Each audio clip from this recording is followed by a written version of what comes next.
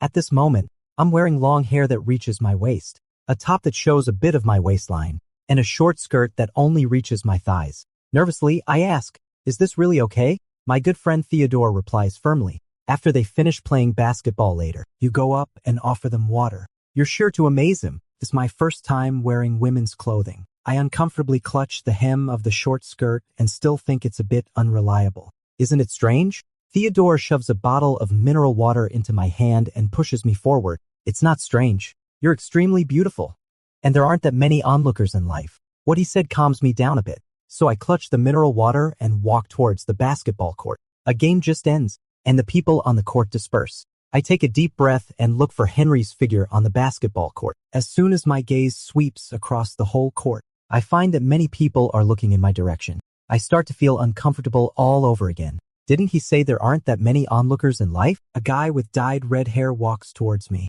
Classmate, who are you looking for? I stay calm. I'm looking for Henry. The red-haired guy says, "Oh," in a drawn-out tone. It seems he's used to it. He turns his head and shouts loudly, "Henry, someone's come to give you water." All of a sudden, even more people look in my direction. And Henry, who is not far away with his back to me, doesn't even lift his head. He says lazily, "I'm not seeing anyone." The red-haired guy smiles awkwardly. "Sorry, classmate, he's just got this kind of temper." After a 2-second pause, he lowers his voice and advises me, "Classmate, you'd better give up. You're so good looking. There's no need to fixate on just one person." Meanwhile, Henry stood up, seemingly planning to leave. I couldn't help but feel a bit anxious. Regardless of the red-haired boy's dissuasion in front of me, I directly called out to him, "Henry," because I deliberately softened the ending sound. It sounded somewhat androgynous, so no one suspected my voice. However, that lazy figure suddenly froze. Henry finally turned around. His lowered gaze first landed on my skirt that only reached my thighs, then slowly moved up,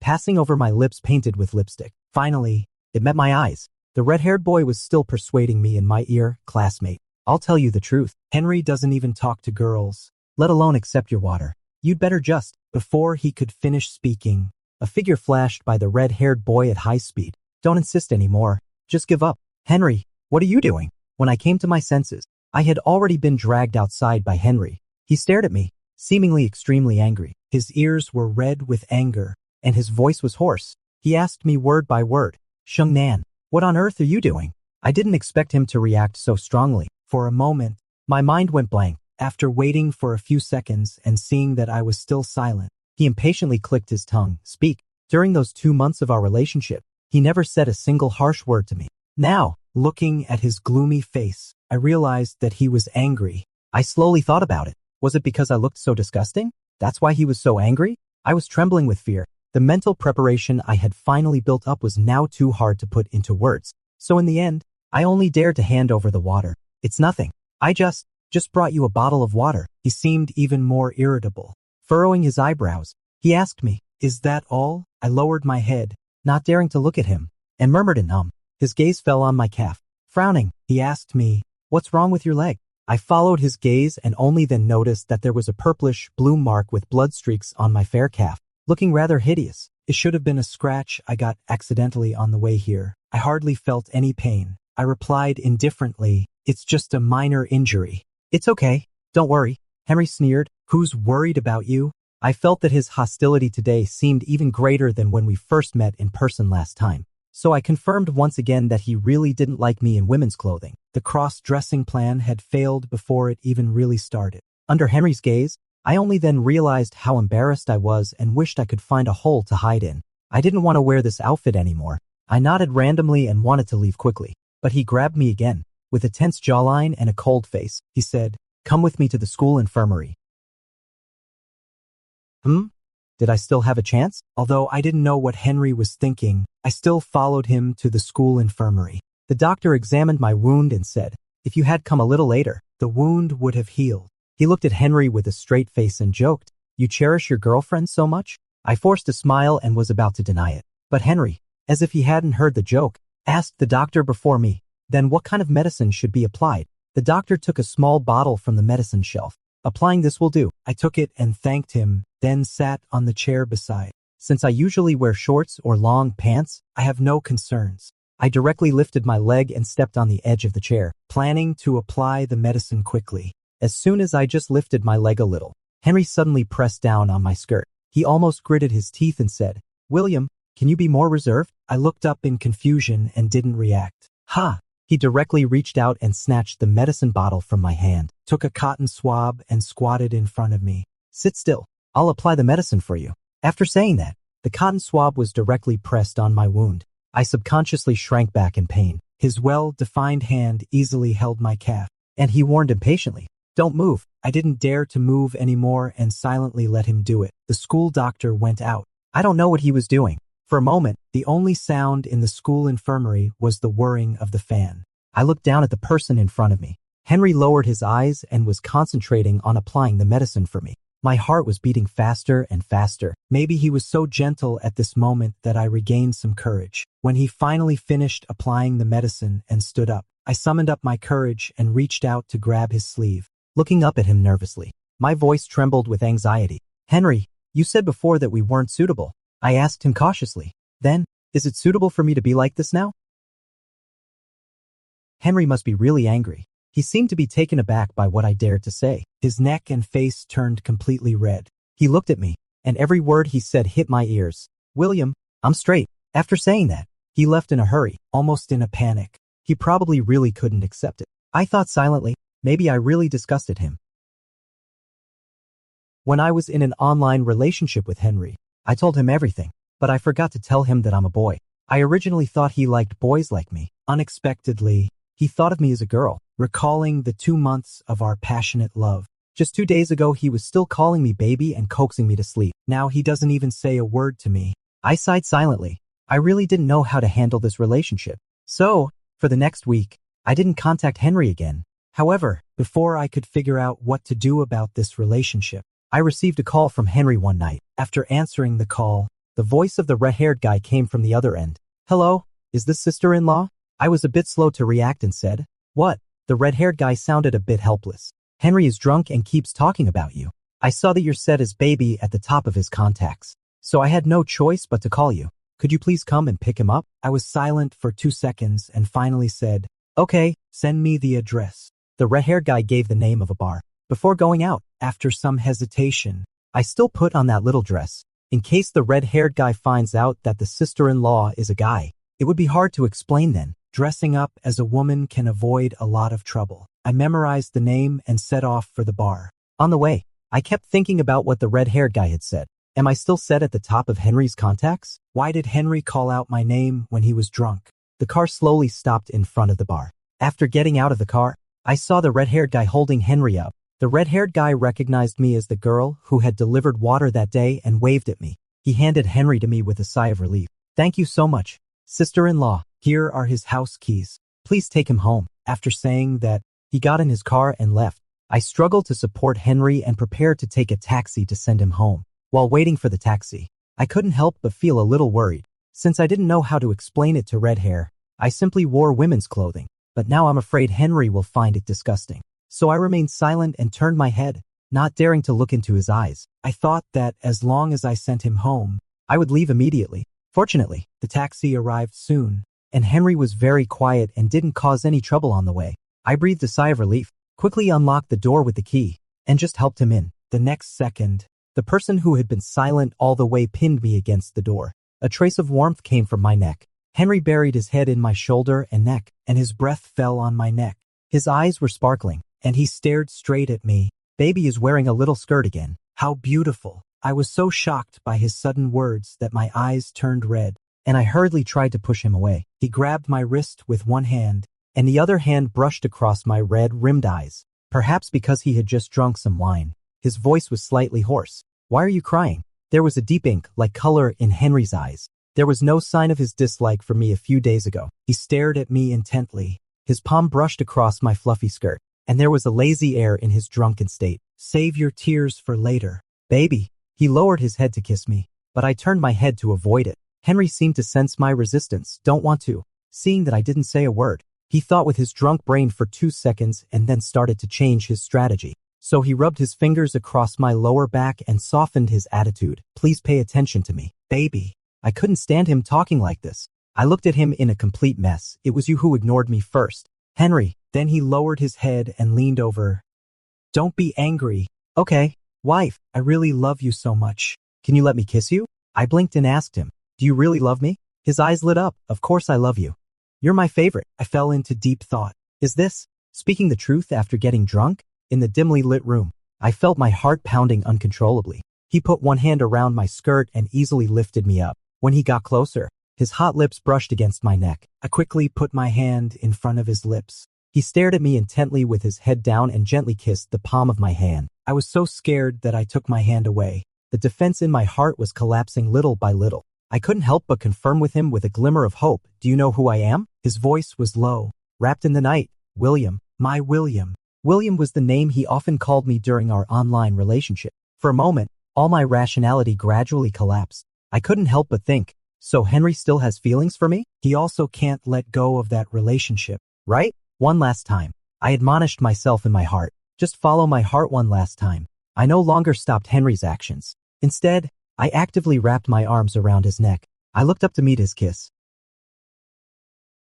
When I woke up the next day, I only felt sore all over. I barely propped myself up to get a glass of water and found that Henry's hand was still around my waist. I gently removed his hand, put on one of his clean shirts at random, and then went to get some water. After pouring the water and turning around, I saw that Henry was already awake. He sat up and stared blankly at the messy room for a full 5 seconds. He looked at me, frowning. In fact, I was also very nervous, so I didn't notice his expression. I let out an and handed him the water glass. Do you want some water? He didn't move for a moment.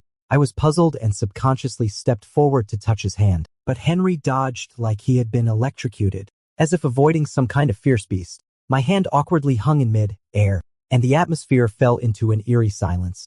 Finally, I looked up to observe his expression. He hurriedly averted his gaze, not daring to look at me.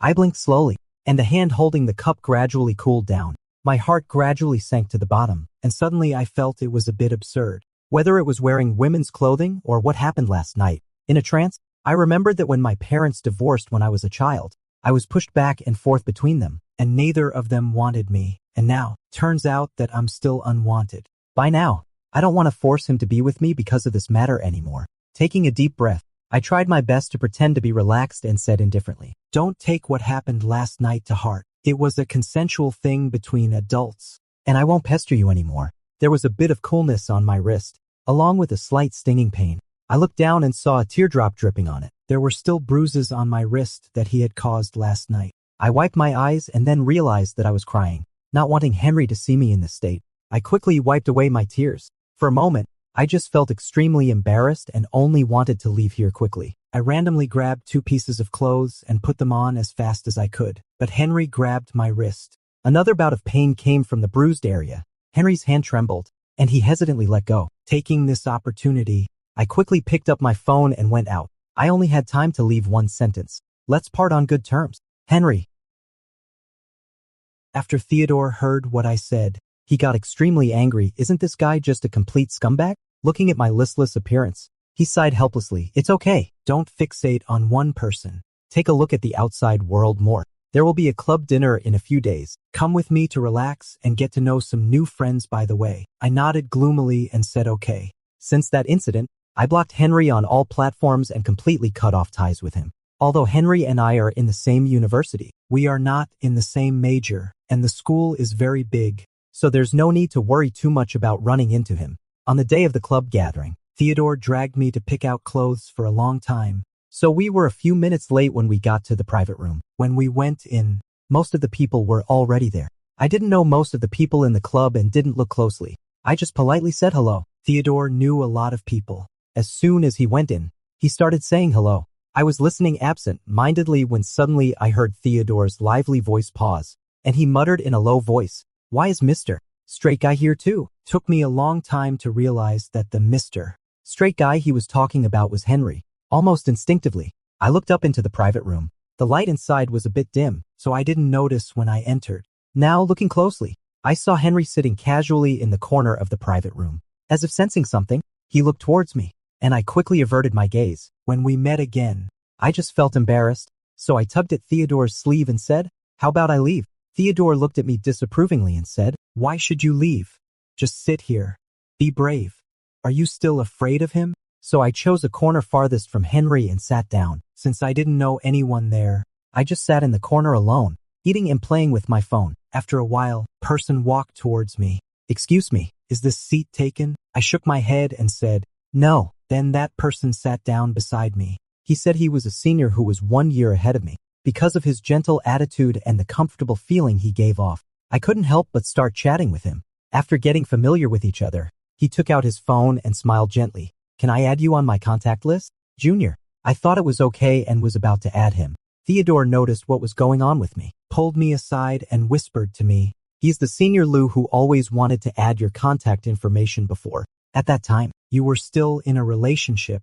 So I refused him. I was a bit slow to react and said, During our conversation just now, Senior Lou had a very good sense of propriety, so I didn't think in this direction. That senior has the same sexual orientation as us. He has always wanted to get to know you. Whether to add him or not depends on you. After sitting back again, Daniel still looked at me gently and winked at me. "So, Junior, can I add you as a friend?" Just as I was about to speak, I felt a burning gaze on me. I turned my head. Everyone in the private room looked normal. I just thought it was an illusion. Calming down, I smiled back at Daniel and said, "Sure, I'll add you." As Theodore said, "Only by getting to know more people can I stop being sad for just one person." I took out my phone and with a beep, added Daniel's contact information. Before I could say anything else, a loud noise suddenly came from the other side of the private room. Everyone's gazes turned towards it, and Henry, who was at the center of everyone's attention, had a cold look on his face. His lips pursed into a straight line, and said stiffly, "Sorry, I didn't hold the cup steady." The red-haired guy next to him was confused. "Bro, how come you can't even hold a cup steady?" Everyone didn't care and continued chatting merrily. I vaguely heard some girls nearby whispering, "No wonder he's the school bully. He really looks so fierce. TSK, TSK, TSK. It's hard to imagine what he'd be like in a relationship. He's so fierce. I don't think anyone would dare to date him, right?" I blinked nervously and subconsciously looked towards Henry, only to meet his gaze again. When the party was halfway through, the club president suggested playing Truth or Dare, which was unanimously agreed by everyone. Theodore excitedly pulled me to sit down on one side. The rules were simple. Whoever the spinning bottle pointed at would be the lucky one. Later, everyone clearly got into the game and became more and more uninhibited. The club president, with a flushed face from drinking, slurred, "The next 2 people the bottle points at have to take on the dare. No excuses for refusal." Then the atmosphere became even more lively. The bottle spun rapidly and finally pointed at Henry. Immediately afterwards, the bottle spun for the second time. I silently shrank back a bit. Unexpectedly, the more you worry about something, the more it happens. Under everyone's gaze, the bottle slowly stopped and finally pointed at me. The hanging heart finally sank. When everyone saw that it pointed at 2 boys, they let out a disappointed boo, obviously dissatisfied with everyone's reaction. The club president was a bit drunk. He tried to think hard for a while and finally made a decision. "Anyway, you're both guys. Just kiss for 5 seconds. As soon as the words fell, there was a brief silence in the private room. Everyone knew that Henry always had a cold face and hated physical contact with others the most. But the drunk club president didn't realize the strange atmosphere at all and still urged, "Hurry up. Don't be a spoilsport." I wished I could find a hole to hide in, but I still tried my best to stay calm and thought of a solution. "I'll punish myself by drinking 3 glasses. The club president was dissatisfied. "We agreed that you're not allowed to make excuses to refuse." Helplessly, I looked up at Henry. I thought that, with his personality, he would definitely refuse directly. As a result, I saw him stand up and come over to sit beside me. He looked as if he was trying to discuss, but his eyes were fixed on me. "Sorry, I really can't drink anymore. How about doing this truth or dare?" Everyone's gazes turned towards us, and I sat there in silence. Henry politely waited for 2 seconds, then reached out to hold the back of my neck and lowered his head to kiss me. In an instant, I felt a tingling sensation on my scalp. The dim light in the private room shielded our kiss. I fumbled around, trying to clutch my sleeve, but instead touched his knuckle-defined fingers. Henry held me firmly, leaving me no room to resist, and kissed me fiercely. It was only 5 seconds, but it felt like an entire century had passed. When his lips left mine, they gently brushed against my lips. I only felt my mind explode with a bang, and I suddenly pushed Henry away. Everyone seemed to be caught off guard that Henry actually agreed to this truth or dare, and they all gasped in surprise. I heard the people beside me whispering, "Why do I find this so ship-worthy? Isn't Henry straight?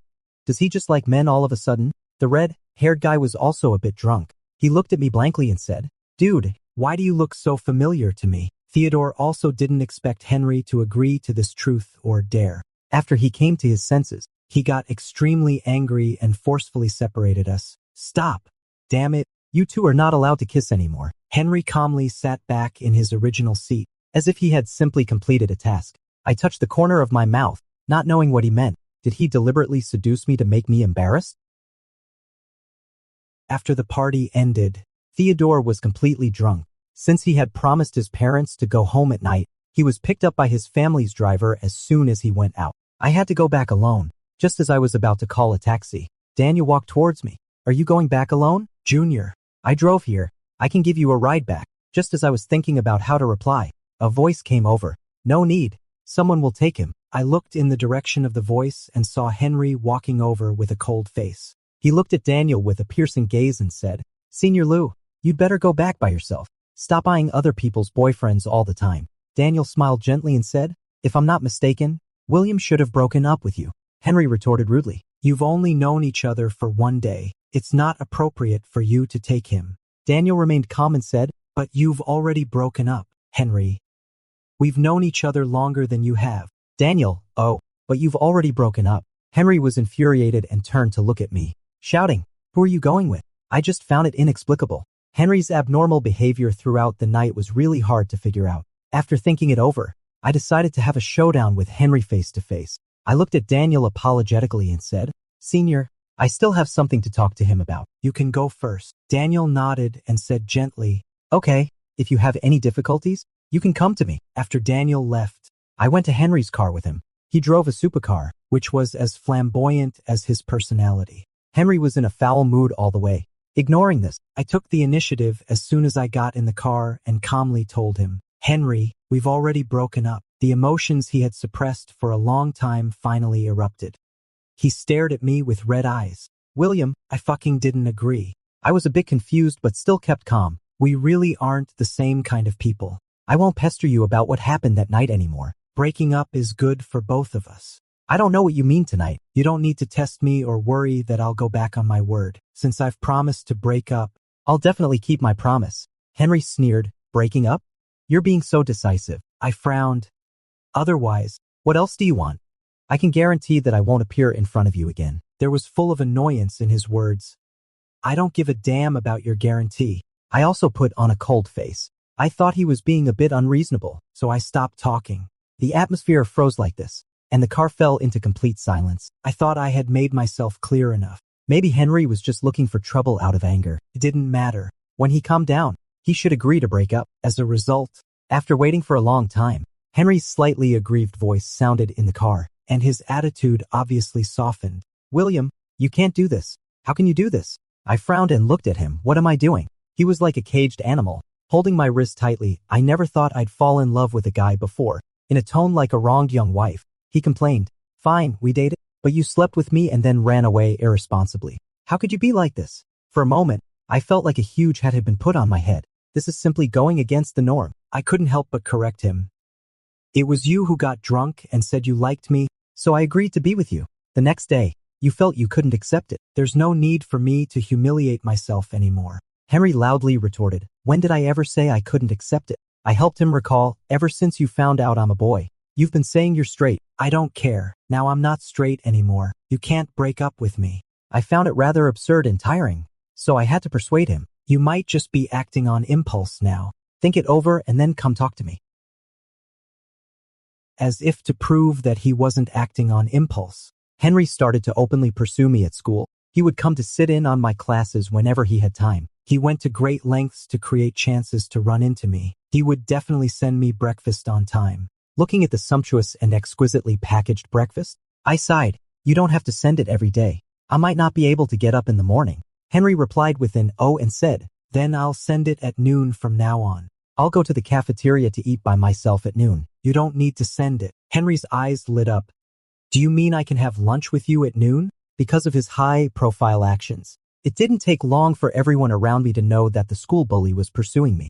Occasionally, someone would talk to Henry. Didn't Henry used to say he liked girls? Henry glanced at him and casually replied, "Sorry, I'm actually gay." as if he were talking about something very ordinary. So everyone knew that Henry was gay. To be honest, with his appearance, figure, and family background, he is almost the ideal type in the gay community. So after the news spread, some boys came to confess their love to him. Coincidentally, I bumped into the scene right after I stepped out of the teaching building. The boy blushed with his ears red and handed over a box of small cookies. "Shao, Henry, I heard you like sweet food. I made some. Would you like to try them?" Leaning against the tree trunk, Henry didn't even look at it and said lazily, "Sorry, I don't like sweet food." The boy blushed and said, But I clearly saw you often buy desserts." "Oh, that was for the person I like." The boy didn't give up. "You've been chasing him for so long and he hasn't agreed. Why don't you choose someone else?" Henry was a bit impatient. "I think I didn't make it clear enough. I don't like sweet food, and I don't like you either." The boy didn't expect him to be so straightforward.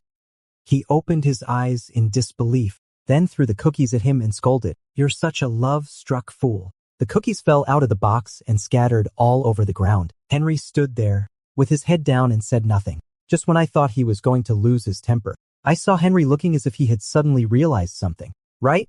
I should also make cookies for William. He'll definitely like them." After Theodore knew that he was chasing me, he gave me some advice. Never easily agree to him. He won't cherish what comes easily. Keep him on tenterhooks for a while longer. As a result, I didn't see Henry again for the next few days, not to mention the cookies he made. Theodore wondered, what?